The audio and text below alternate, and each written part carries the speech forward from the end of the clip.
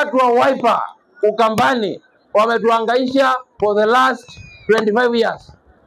Watu wetu, maombi yangu kutoka kwenu, demokrasia imepeana mtu akichaguliwa unakaa miaka 5, bunge inavunjwa, mnarudi tena kwa uchaguzi.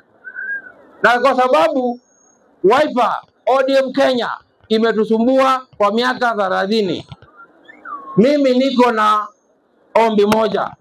Hii uchaguzi ya 2027 Wiper viongozi yao, mama zao, baba zao, anything inakaa Wiper, tuwapatie off ya 5 years. Hello? Tuwapatie off ya miaka ngapi? Na kwa sababu miaka 5 sio mingi, tuchukue William Ruto na tuchukue Rachel. Tuwapatie kazi mwaka ngapi? Na miaka 5 ikiisha, tukuje tupime ile miaka 30 ya Wiper na ile miaka 5 ya Ruto na Rachel ya UDA, ni miaka gani imesaidia watu wa Mutomo? Ni miaka gani imesaidia watu wa Zombe?